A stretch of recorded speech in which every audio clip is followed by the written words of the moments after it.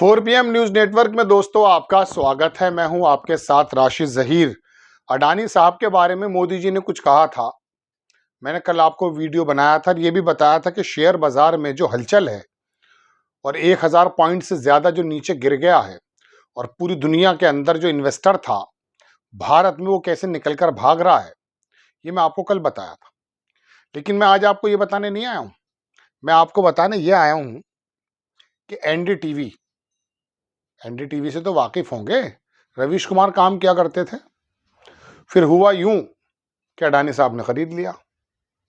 इन्हीं अडानी साहब ने जिनका कल जिक्र किया था परसों मोदी जी ने कहा कि अडानी और अंबानी से काला धन लिया है राहुल गांधी कांग्रेस ने।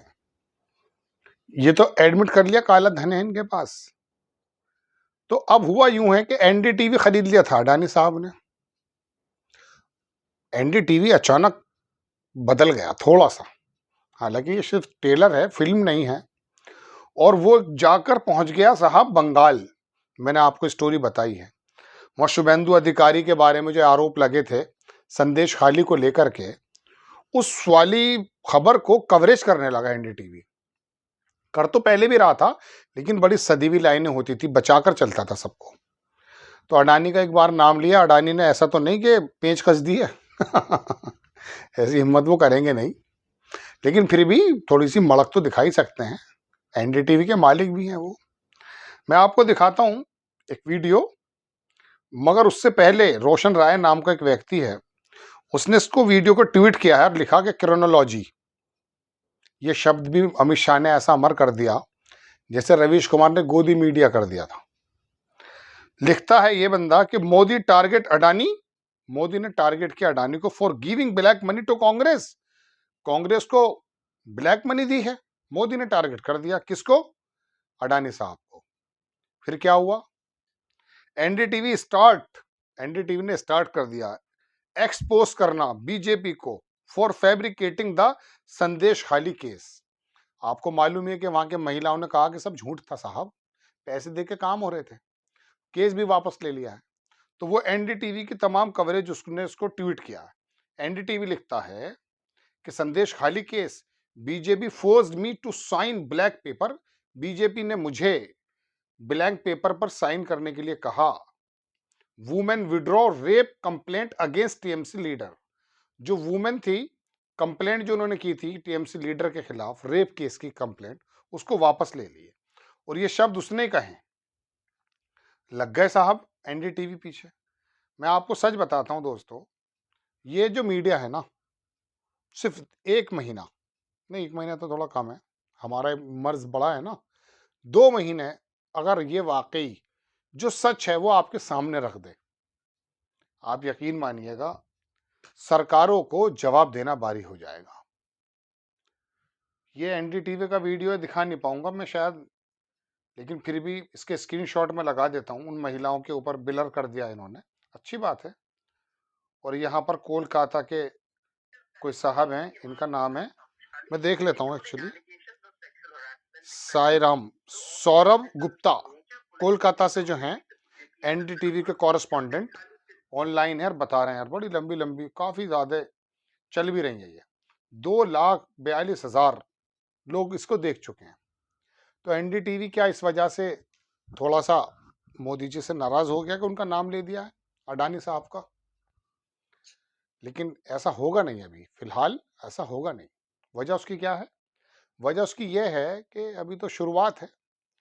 मैं सिर्फ ये बताना चाहता हूं कि इन्होंने तो सिर्फ अपना खदशा जाहिर किया है कि अडानी का नाम लिया और एनडीटीवी ने अपना काम शुरू कर दिया एक्सपोज करने का।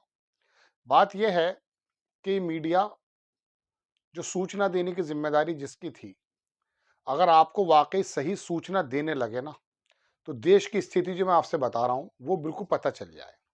अमेरिका के अंदर इन्फ्लेशन, बेरोजगारी बहुत ज्यादा बढ़ी हुई है। वहां पर जो महंगाई है वो 1% से कम रहती है।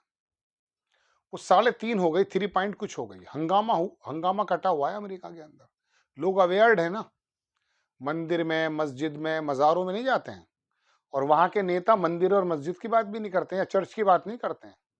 यहाँ तो सुबह से लेकर शाम तक बताइए, ये आरोप लगाने वाला है कि अगर कांग्रेस आ जाएगी तो वो राम मंदिर को खत्म करके वहां पे मस्जिद बना देगी।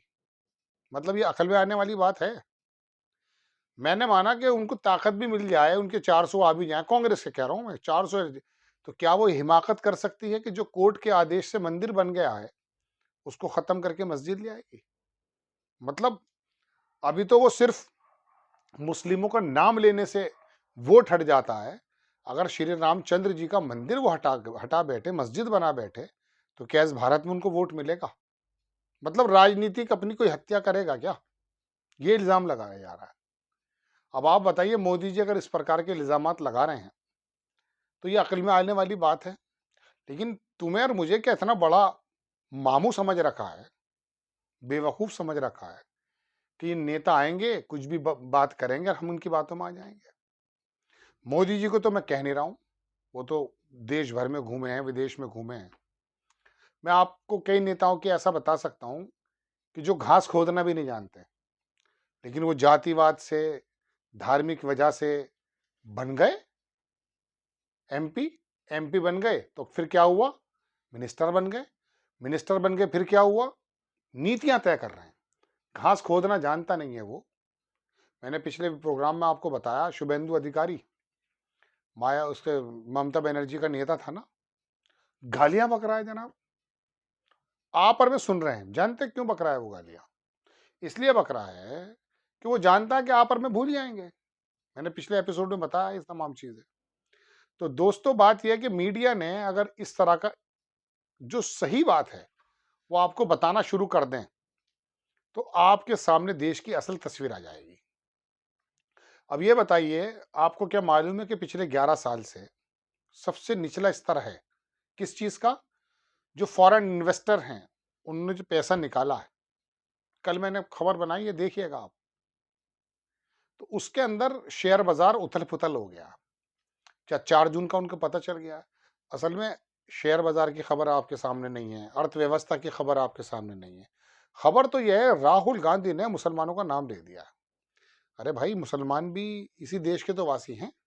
अभी मैं एक प्रोग्राम देख रहा था मोबाइल पर ही, वो सिमता प्रकाश है ना, एएनआई वाली, वो जो राजस्थान के नेता हैं, क्या नाम उनका, पायलट जो है वो सचिन पायलट, उनसे पूछ रही है वो कि साहब बताइए, मनमोहन सिंह साहब ने जो है कहा था ना कि मुसलमानों को मिल जाना चाहिए देश के स्रोत।